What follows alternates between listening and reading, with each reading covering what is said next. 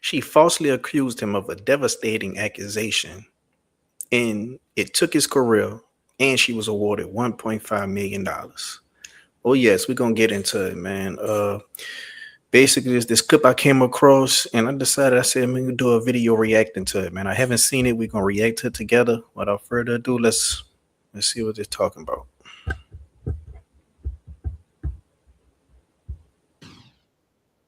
I did not know nothing about sex, so. You're watching never before aired video of Juanetta Gibson and Brian Banks in the minutes before her stunning confession that she lied when she said the high school football star raped her 10 years ago. This camera right here was in a plant. This is the man who helped Banks get the now famous confession on hidden camera. Private investigator Freddie Parrish. There's only one chance to get the goods. I mean, you got to make it right the first time. Parrish's son played football with Brian Banks at Long Beach Polytechnic High in 2002, the time Juanetta Gibson made her false rape accusation. Gibson's family got $1.5 million settlement from the school district, and Banks got 5 years in prison and 5 more on parole, shackled with an ankle monitor. So I know I'm not behind bars, and I know I'm not locked up right now, but I'm still very much incarcerated. Then last year, Brian Banks got a Facebook friend request from Juanetta Gibson. Mr. Banks called my son, Freddie, and asked him, what should I do? My son naturally says, hey, you got to call my dad. He'll help you with this. Once I was able to read the case, there was no doubt in my mind that this young man was innocent. Parrish devised a plan to clear Brian Banks' name. He wired his office. We had a pin like this with hidden cameras sitting in this pin holder and with microphones. We had put the audio device in that tree right there behind you. The private eye suggested Banks first invite Gibson to his office for a friendly chat about their past. About all the scholarships, everything. Brian Banks asks Gibson for help in clearing his name. I will go through with helping you, but she's afraid of losing all that money from her settlement. All that money they gave me, I don't want to have to pay it back. All that, because that will take a long time. Now comes the hard part. Banks had to convince Gibson to come back the next day and talk to the private eye who was helping free him. I needed to get her to basically recant everything that she said that Brian did. Damn, boy. And that's why it's good to have some good people in your corner, some good resources, people that can help you in certain situations, man. Because without this man, who knows if he could have got his name cleared. Because this was some good information that he got. He had the private eye. You know what I'm saying? And it's crazy that she even came down and met up with him. Like, boy, hell have no fury like a woman scorned, boy. Because whatever he did to her for her to even lie like that was not even nowhere near worth him receiving this jail time, receiving his name being tarnished, his family name being tarnished, and just looked at as a monster that probably messed up his dating, probably messed up his mental. And I don't think women understand the type of severity they place on men when they have these heinous accusations, you know, because it's not just him going to jail, it's him having to have a stigma on him, his family, getting a job, you know. Dude probably could have went to college and became a star and got a scholarship and probably got drafted or undrafted, or you don't know what could have happened or transpired. You know, I would like to know more about why she did this. If anybody got more information on this case, please put it down in the comment section.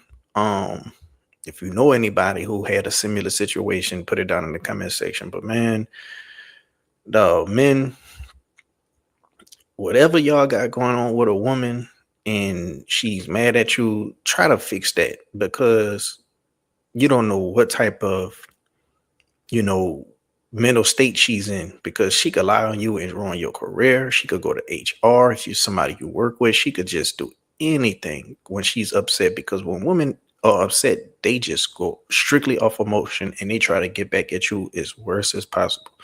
And the main thing they go at is they try to do this. They probably try to say that you're gay. They try to just make up some type of rumors, you know. And I don't like when women do this, because the real victims fall on deaf ears.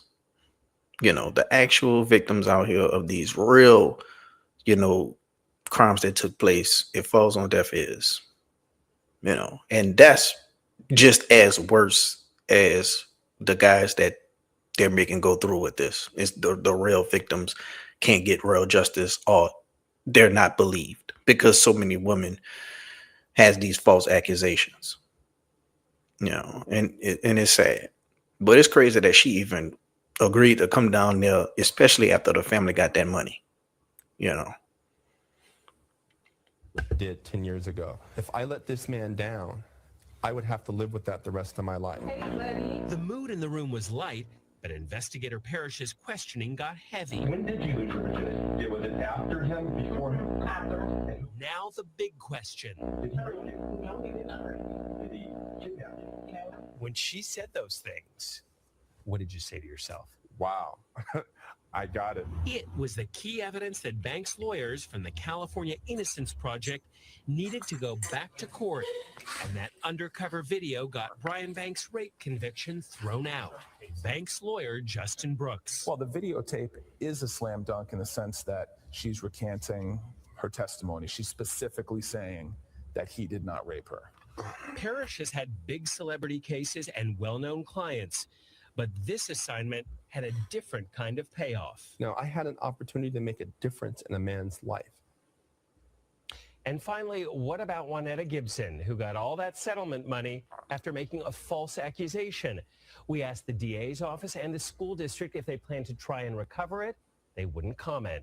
But Banks' lawyer and Private Eye say most of that $1.5 million settlement has probably been spent. You know, in fact, Joel, a lot of the neighbors and even some friends have come forward saying that money was spent left and right, and on a lot of things, including cars, a lot of cars. A lot of It cars. is thought that she's gone through, or her family has gone through most of that money. In fact, when she showed up for that meeting, she took a bus. Didn't even have to drive. 28-year-old Atlanta Falcon linebacker rookie Brian Banks is one step closer to making his dream a reality after taking to the gridiron against the Cincinnati Bengals this week. Nice job getting off a block and making a play. It's still one of those situations where, like, you know, it happened. But, like, now it's just replaying in my head. But this is no ordinary rookie. Banks joined the Falcons after spending 5 years in jail and 5 on parole. Why? He was wrongly convicted of raping a high school classmate. In May 2012, justice was served. The verdict for Banks overturned. The new ruling, not guilty. The people's motion to dismiss this case pursuant to Section 1385. I may not ever get the answers as to why I was supposed to go through what I went through, but I know that I'm here today and I remain unbroken. Yeah. And I'm a Saints fan too, and that's something I would never hope on nobody. So he actually did go to the NFL. You know, I thought it was somebody who was just a star in high school, but he actually did go to the NFL. Okay, this case kind of sounds familiar. I didn't really look into it a lot when it first came out, but I think I do remember hearing something about this case because I am a Saints fan and the Falcons are in our division. So I think I do kind of remember hearing something about this, man. Yeah, man. I know sometimes people be like, oh, man, you probably went through that to help somebody out. But, man, nobody wants to be the poster child to help somebody else out to going through something traumatic.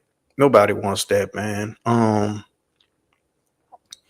As far as the money go, man, you see it all the time with athletes. You see it all the time with lottery winners. People who don't have financial literacy, when they get money, they don't know how to keep that money or invest in that money and make more, you know. So I'm not surprised that the family went through a lot of that money. And it's crazy because you went through it on cause. That's one of the worst things you can buy, you know, because it loses its value the moment you drive it off the lot. The other day, better buying expensive watches because it always holds its value.